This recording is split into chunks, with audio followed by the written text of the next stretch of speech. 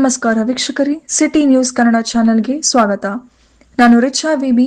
ಇಂದಿನ ಪ್ರಮುಖ ಸುದ್ದಿಗೆ ಸ್ವಾಗತ.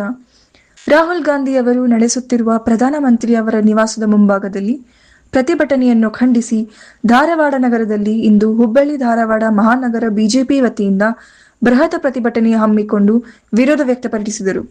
ಈ ಸಂದರ್ಭದಲ್ಲಿ ಈರೇಶ್ ಅಂಚಟಗಿರಿ, ಮಾಜಿ ಶಾಸಕಿ ಸೀಮಾ ಮಸೂತಿ ಹಾಗೂ ಇನ್ನಿತರರು ಬಿಜೆಪಿ ಮುಖಂಡರು ಉಪಸ್ಥಿತರಿದ್ದರು. ಜಿಲ್ಲಾ ಅಧ್ಯಕ್ಷರಾದ ನಿಂಗಪ್ಪ ಸುತಗಟ್ಟಿ ಇವರ ನೇತೃತ್ವದಲ್ಲಿ ಶಿವು ಹಿರೇಮಠ್, ವಿಜಯಾನಂದ ಶೆಟ್ಟಿ ಮತ್ತಿತರ ಪ್ರತಿಭಟನೆಯಲ್ಲಿ ಭಾಗವಹಿಸಿದರು.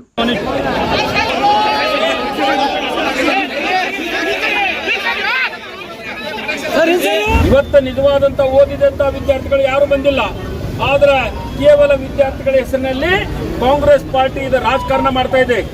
ಇವತ್ತು ಏನು ಮೋದಿಯವರ ಒಂದು ಒಳ್ಳೆ ಕೆಲಸಗಳನ್ನು ತಡೆಕೊಳ್ಳಾರದೆ ಯಾವುದೇ ವಿಷಯ ಇಲ್ಲದೆ ಅಂತ ಸಂದರ್ಭದಲ್ಲಿ ಇವತ್ತ ಕೇವಲ ನೀಟ್ ಒಂದೇ ಒಂದು ಪ್ರಕರಣ ಅದನ್ನು ತೆಗೆದುಕೊಂಡು ಇವತ್ತು ಏನು ಕೇಂದ್ರ ಸರ್ಕಾರ ವಿರುದ್ಧ ಹೋರಾಟ ಮಾಡ್ತಿದೆ.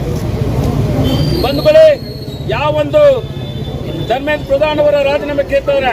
ಇದಕ್ಕೆ ನಿಜವಾದ ಕಾರಣ ಏನಂದ್ರೆ ನಿನ್ನೆ ನಮ್ಮ ಹಿಂದಿನ ಅಧ್ಯಕ್ಷರು JP ನಡ್ಡಾ ಅವರು ಹೇಳಿದಾಗೆ ಯಾವೊಂದು ಪಠ್ಯ ಪುಸ್ತಕಗಳಲ್ಲಿ ಜಹಾಂಗೀರ್, ಅಕ್ಬರ್ ಇಂಥವರನ್ನ ದೇಶದ ನಾಯಕರಂತ ಬಿಂಬಿಸ್ತಿದ್ದನ್ನ ತೆಗೆದು ಹಾಕಿದ್ರು.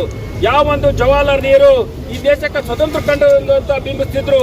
ಯಾವ ಇವತ್ತು ನಾವು ಚಂದ್ರಶೇಖರ್ ಆಜಾದ್ ಅವರ ಜನ್ಮದಿನ ಆಚರಿಸ್ತಿದ್ರೆ ಅಂತ ಮಹಾನ್ ಪುರುಷರನ್ನ ಹಿಂದಿಕ್ಕುವಂತ ಕೆಲಸ ಮಾಡಿದಂತ ಕಾಂಗ್ರೆಸ್ ಪುಸ್ತಕದಲ್ಲಿ ಆ ಎಲ್ಲಾ ಪಠ್ಯ ಪುಸ್ತಕಗಳನ್ನ ಬದಲಾವಣೆ ಮಾಡಿದಂತ ಧರ್ಮೇಂದ್ರ ಪ್ರಧಾನವನ್ನ ಅವನ ಹುದ್ದೆಯಿಂದ ತೆಗಿಬೇಕಂತ ಈ ಕಾಂಗ್ರೆಸ್ ಸರ್ಕಾರ ಷಡ್ಯಂತ್ರದಿಂದ ಕೇವಲ ನೀಟ್ ಅನ್ನುವಂತ ಒಂದು ಪ್ರಕರಣವನ್ನ ತಗೊಂಡು ಬಂದು ಇವತ್ತು ಹೋರಾಟ ಮಾಡ್ತಿದ್ದಾರೆ.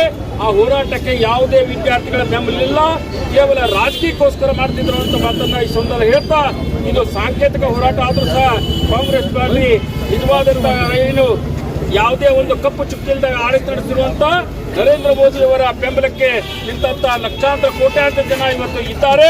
ಅವರೊಂದಿಗೆ ಯಾವತ್ತೂ ನಮ್ಮ ಕಾರ್ಯಕರ್ತರು ಇರ್ತೇವೆ ಅನ್ನುವಂತ ಮಾತನ್ನ ಹೇಳ್ತಾ ನನ್ನ ಮಾತಿನ ವಿರಾಮನ ಹೇಳ್ತೇನೆ.